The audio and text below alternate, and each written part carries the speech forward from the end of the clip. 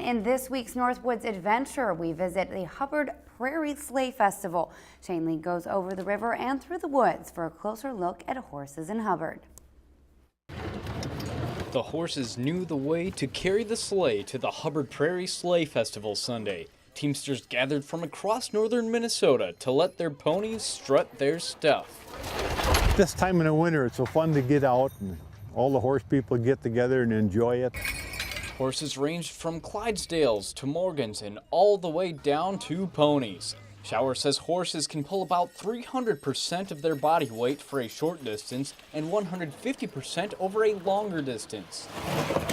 But on sleighs and on wheels, they can pull quite a bunch, because they're rolling easy. The load may not have been a big deal, but the number of people at the parade presented a challenge for some of the horses.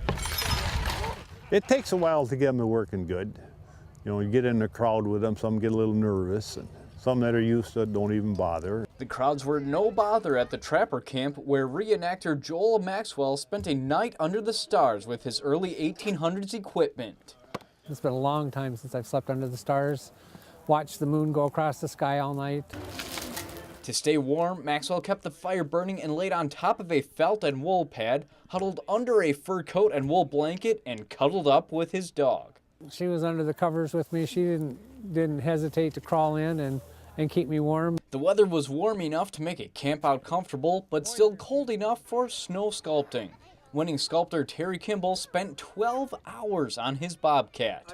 I started Friday morning, and then I had to go to work in the afternoon, so then I came back Saturday morning and worked all day Saturday on it.